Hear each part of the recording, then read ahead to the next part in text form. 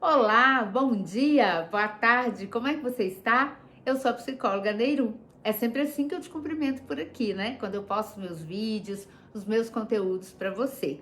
Mas hoje eu tô aqui por um motivo diferente. Eu sou psicóloga há 28 anos, trabalho exclusivamente na área clínica, transformando histórias. Mas eu me dei conta que eu nunca tinha te contado a minha história. E hoje eu tô aqui para isso. Vamos lá? Eu tenho 52 anos, vou fazer 53 logo logo, dia 12 de outubro. Então sou de 1968 e vim para Goiânia quando eu tinha 5 anos, porque eu nasci numa cidadezinha do interior aqui de Goiás, Anicuns. Meu pai agropecuarista, minha mãe dona de casa, que era uma configuração extremamente comum na época, né? Todas as mulheres eram donas de casa, cuidavam dos filhos, da casa do marido e o marido trabalhava. E aí eles decidiram que era melhor vir para Goiânia para poder dar um futuro melhor para as filhas. E viemos todos para cá. No começo foi um pouquinho tumultuado, minha mãe conta que era chamada na escola porque ela estava muito brava, brigava muito com os meninos e ela era chamada para me acalmar. Ela ia lá, voltava e, aliás, a minha vida escolar, ela sempre foi muito ruim. Eu sempre tive muitas dificuldades escolares. E aí, toda vez na hora de fazer as tarefas e trazer, né, os boletins ou as reuniões familiares, eu levava muita bronca. Minha mãe falava até no meu ouvido mesmo: nossa, que menina burra, não dá conta de fazer as tarefas, não dá conta de estudar, não vai ser ninguém desse jeito, trata de aprender, que burrice. E aí, claro, hoje eu conto isso muito melhor, na época era muito ruim, mas era a maneira como se acreditava educar melhor. E aí, até chegar à quinta série, que foi o auge, né, da tristeza escolar da minha vida, porque aí eu vou e tomo bomba na quinta série, o que lá em casa era inadmissível. Eu levei uma surra de fio de ferro, porque minha mãe falava: meu Deus, menina burra, como que você conseguiu fazer isso à toa, tal, não estuda e tudo. E aí, fiquei de castigo um tempão, foi terrível mesmo. E realmente, você voltar estudar aquele ano igualzinho com outras pessoas, dá uma certa, um certo mal-estar, né? Não foi bom de jeito nenhum, não foi agradável, mas fiz, fui lá e tal. Aí, meus pais tinham um grande sonho de uma filha ser médica. E as minhas irmãs mais velhas, né, muito inteligentes, que não queriam medicina, não fizeram medicina. E aí eu falei: tá bom, eu vou fazer. Mas eu tinha certeza absoluta que eu não ia passar. Por quê? Foi uma sofrência mesmo, um sofrimento chegar até ali no vestibular, porque todo ano eu tinha certeza que eu fosse passar, ficava de recuperação. Não, era terrível. E aí, falei: tá bom, vou fazer medicina. Lógico, não passei. Aí fui para o segundo ano de tentativa de medicina, minha mãe chegou já fazendo inscrição e tudo. Fui até para Vassouras, porque um primo meu fazia medicina lá. Fui para Vassouras tentar o vestibular lá e tal. Minha mãe chegou em mim e falou: filha, vem cá. Medicina acho que não é para você. Vamos fazer o seguinte: as pessoas adoram conversar com você. Elas adoram vir pedir orientação. Você adora conversar com as pessoas, tal. Eu tava com 18 anos. Faz psicologia. Falei: tá bom. Fui fazer. Fiz também. E aí lá em Vassouras eu recebo a notícia que eu não tinha passado em medicina aqui em Goiânia, mas eu tinha passado em psicologia. Adorei? De jeito nenhum. Foi horrível, foi uma sensação de frustração imensa, né? Aquilo que era para ser uma comemoração foi uma decepção para mim. E assim, parabéns, teve festa, não teve nada, não teve aqueles trotes de casa mesmo, né? Não teve comemoração no sinaleiro, não teve nada. Por quê? Porque psicologia e nada era a mesma coisa aqui na minha família, né? Tá. Entrei para psicologia. Bem aquela coisa, né? Eu tô aqui num curso que não dá dinheiro, que eu vou trabalhar para os outros a vida inteira, que eu não vou ser ninguém, que eu não tenho chance de fazer nada. E para piorar, a faculdade era a mais cara de Goiânia, porque psicologia não tinha na federal, só tinha na católica, que era paga, né? E aí, todo mês eu ouvia do meu pai: mas você é burra, como é que você faz um curso caro desse? Dou uma boiada todo mês para você fazer esse curso. Quando você terminar esse curso, era para você já estar milionária se você investisse em boa e tal. Mas eu não largava, eu continuava. Só que eu tinha o tempo inteiro minhas dificuldades de achar que aquele curso era bom. Por quê? Porque eu só sabia, eu só ouvia, e o que eu via também na psicologia eram pessoas muito acomodadas no sentido de não tinham grandes sonhos, não queriam muitas coisas e tal. Então eu tinha certeza que eu não ia, né, ser bem sucedida ali. Só que aí eu fiquei os 3 primeiros anos, minha irmã fazia odontologia em frente ao prédio da psicologia. Então toda a brecha que eu tinha, eu ficava muito mais com ela do que na psicologia. Eu tinha meus amigos, conheci meu atual marido, que eu vou falar pra você também, tudo na psicologia, minha turma e tal, mas eu ficava muito mais com ela do que com a psicologia. Aí ela formou, eu voltei pra psicologia, tava no 3º ano. Tinha certeza que eu ia largar a psicologia naquele ano, não quero mais, chega, não dou conta, esse curso não é pra mim, não é, né, eu não gosto. Mas aí eu comecei a ver outras pessoas, outros professores diferenciados, muito diferenciados. E eu comecei a olhar para eles e pensar, gente, não, peraí, tem alguma coisa que pode ser diferente. Eles tinham agenda lotada, eles tinham o maior orgulho de ser psicólogos, eles eram diferenciados, exigentes absurdamente para fazer matéria com eles, vocês tinham que estudar muito, porque senão se tomava bomba. E aquilo para mim foi assim maravilhoso. Eu falei, gente, é meu número. Peraí, psicologia então não é só isso, não é uma coisa de abstrata, não é uma coisa de não ter sucesso. Olha aqui o tanto de professor que tem sucesso, mas eles eram extremamente dedicados, orgulhosos, exigentes. E eu comecei a andar com essas pessoas, muito, né? Por isso que eu falo muito da importância de você estar próximo de pessoas que se valorizam, porque elas fazem você querer se valorizar também, né? Eu fiquei apaixonada e eu comecei a ficar próximo dessas pessoas.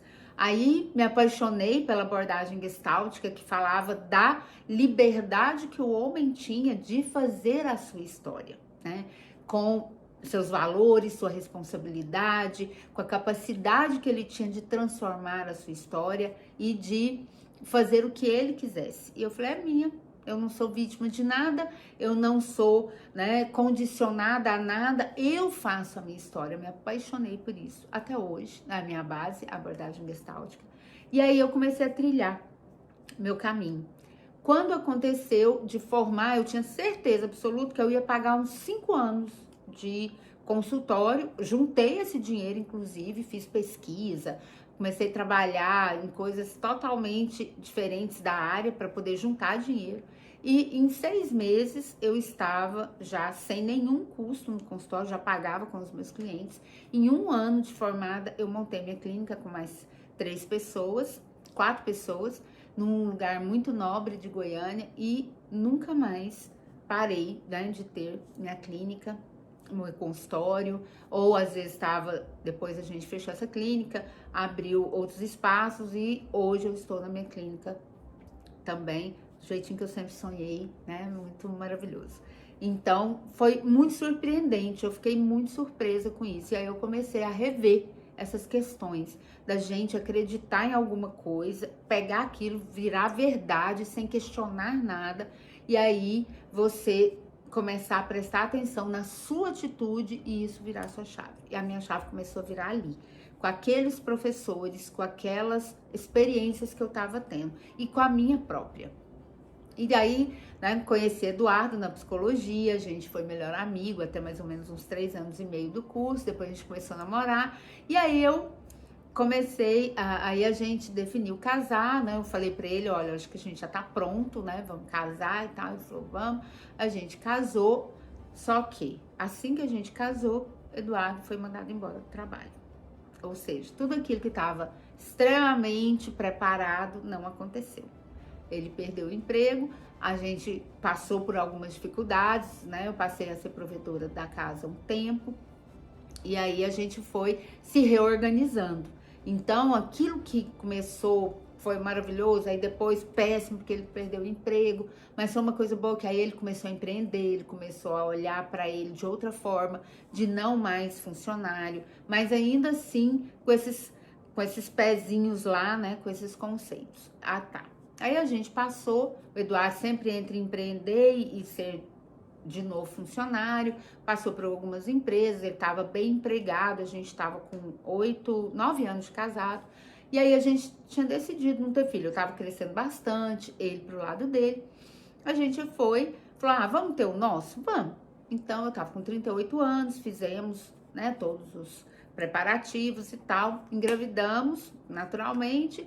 Quando a gente descobriu, eram gêmeos. Quase morri do coração, quase morri. Falei, nossa, não vou dar conta, não consigo e tal. Aí liguei pra minha mãe, falei, mãe, é gêmeo, e tal, né, meus tesouros, Adriana e Heitor, mas me assustaram bastante. Por quê? Assim que a gente descobriu a gravidez gemelar, porque foram 2 meses depois da descoberta da gravidez, o Eduardo foi mandado embora. Foi eu de repouso, porque gravidez gemelar, até você fechar o 3º mês, a maioria dos ginecologistas, obstetras, te deixam de repouso.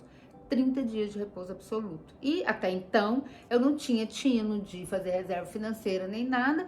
Eu fiquei completamente sem trabalhar, com as contas todas correndo. Eduardo, sem trabalho também. Quase morremos do coração, né? Foi difícil, foi bem complicado, mas foi nessa época que ele decidiu nunca mais voltar a ser funcionário.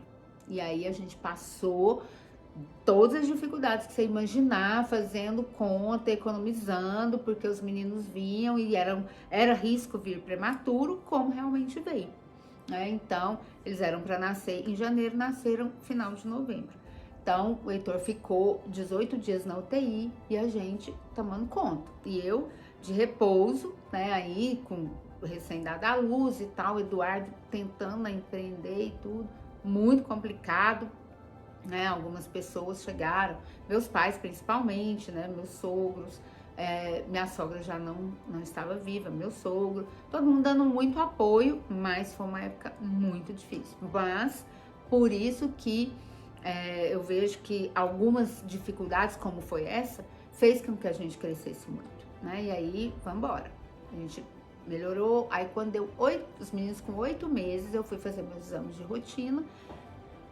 Quando descobrimos câncer de mama, minha sogra tinha falecido de câncer de mama, Eduardo ficou apavorado, mas se recolheu completamente. Minha família tinha certeza absoluta que eu ia morrer, porque câncer de mama em 2008 era sentença de morte, qualquer tipo de câncer. Até hoje é um baque, foi um baque também, mas eu te afirmo que em momento nenhum eu pensei que eu fosse morrer.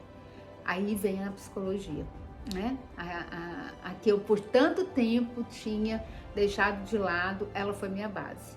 Minha fé e a psicologia foram as minhas bases. Por quê? Porque eu tinha certeza que o que Deus tinha para mim ia se cumprir. E a psicologia, eu tinha sido estagiária de um centro de referência em oncologia aqui em Goiânia, e eu tinha visto de tudo lá. Pessoas terminais superarem, curarem, pessoas com o início de um câncer de qualquer região do corpo morrerem. E o que mudava isso? A forma como elas encaravam as situações. Eu falei, é o meu jeito, esse sou eu. Então, eu tenho uma doença? Tenho, mas eu tenho um tratamento a ser feito. Vamos lá. E o meu médico era muito assim também. Você tem uma doença, você vai se tratar e nada vai mudar isso. Por enquanto, não se mata antes de morrer, né? E eu fui lá, vamos embora. Com tudo isso, vamos, voltando a atender, não parei, falei, vamos lá, vamos voltar a atender sim, trabalhar, tem que ser. Meus pacientes ligando, falando que queriam retornar e tal, porque aí eu afastei de novo. Vamos lá, né? O Eduardo ainda naquela início do empreendedorismo, né? Do palestrante que ele estava se tornando, consultor, treinamentos e tal. E aí, descobrindo, o médico falou assim, vamos fazer uma mastectomia, né? Geral, para poder não ter, mas era na mama direita. Então, vou fazer uma mastectomia total para não ter risco. Porque você tem bebês de 8 meses. E aí é o que eu falo muito, gente. Problema não existe quando você não idealiza a solução. Em todos esses momentos difíceis que eu tô te contando aqui, o que sempre me ajudou foi não idealizar a solução. Você acha que eu queria tirar minha mama? Claro que não. Você acha que eu queria, em plena gravidez de gêmeos, que eu tava extremamente feliz, eu ter que economizar em todos os momentos, passar super apertado, porque eu tava de repouso e meu marido perdeu o emprego? Claro que não. né? Eu queria ter passado por tudo isso que eu passei? Óbvio que não. Mas passou, não passou, vamos lá. Então, a mama era o de menos. A minha vida era o mais importante, principalmente porque eu tinha os meninos para cuidar. E eu falo nesse ponto que a maternidade foi a melhor coisa para eu ter tido câncer de mama, porque ela não me deixou ficar afundada na doença. Eu queria estar ali para ver os meninos crescerem, né? Até hoje isso me emociona, porque o Adriano e o Heitor são as coisas mais importantes da minha vida, depois, né, do Eduardo e de mim mesma. Então, eu não admitia morrer naquele momento. Falava, agora não, Deus, eu te conheço, você é meu, né? Vamos lá, junto comigo. E o câncer de mama foi a melhor coisa também para maternidade, porque ele me acordou para mim. Porque senão eu teria me afundado também na maternidade e não querido mais fazer o que eu fazia. E eu sei que o que eu faço é muito importante. Então foi muito importante esses momentos todos, né, que eu passei, que fizeram toda essa virada de chave. E aí, a partir desse momento, eu falei pra mim, que foi assim, o grande ponto da minha virada, que eu falei assim, esse é meu chamado, esse é meu propósito. Não deixar as pessoas se sucumbirem a problemas que elas têm total condição de resolver, mas que elas precisam parar de idealizar a solução. E elas não acharem que o que aconteceu na vida delas, né, vai ser determinante para o resto da vida delas. Eu tinha certeza absoluta que eu era burra, que eu era feia, que eu não ia ter condição nenhuma de ser alguém na vida, né? Aí sabe o que aconteceu depois disso tudo? Eu falei, agora eu vou fazer uma série de coisas, né? Eu fiquei muito melhor nos meus atendimentos. Eu dormia e acordava pensando como melhorar para o meu paciente, para ele mais rapidamente entender que ele é o dono das próprias emoções, que ele é o dono da própria vida, que ele tendo uma fé como base, ele tendo valores, princípios, conceitos, ele tendo atitude coerente com isso, ele ia ser melhor. E eu muito rapidamente criei um método, né, que é o meu método Virando a Chave, para poder fazer isso pelas pessoas. E graças a Deus deu tudo certo, graças a mim, graças a todos esses acontecimentos ruins na minha vida. Eu lembro, inclusive, um episódio que a gente já tava, eu psicóloga, bem-sucedida e tal, né, aqui em Goiânia, e aí encontrei um colega da época da quinta série, e ele ficou extremamente espantado, como eu, burra daquele tanto, tinha chegado onde eu cheguei. Falei, pois é, porque as coisas se atualizam, né? E aí, com isso, em 2018, eu que tinha certeza que eu era burra, que eu não sabia escrever, que eu não tinha, né, condição nenhuma de ser bem-sucedida, lancei meu livro, Autoliderança Emocional, Este Poder é Seu, justamente com esse objetivo de te mostrar que você não é aquilo que você acredita de ruim, você pode ser absolutamente tudo que você quiser de bom, desde que você reconheça que, a princípio, todo mundo fez o seu melhor. Os meus pais me chamaram de burra porque eles eram maus comigo, porque eles queriam me humilhar, me ver daquele jeito. Eles me chamavam de burra porque foi o que eles acreditavam ser o melhor e o que eles tinham também como filhos recebido dos pais. E era comum naquele momento. E para mim foi importante eu superar isso, porque cada coisa ruim que aconteceu na minha vida, eu consegui superar e ver que isso foi muito melhor e me fortaleceu, me faz acreditar que o meu comprometimento, né, com tudo que eu vi, com tudo que eu fiz, com todas as direções que eu dei, me trouxe até aqui. Então é esse o recado que eu quero te dar também, né? Não aceite menos que você ter a vida que você merece. Não aceite menos você ser o dono das suas emoções. Não aceite menos do que tomar as rédeas da sua vida nas suas mãos e fazer dela o que você quiser, o que você acreditar, tá bom? Espero que você tenha gostado. Se você chegou até aqui, me dá notícia do que você achou. Até mais.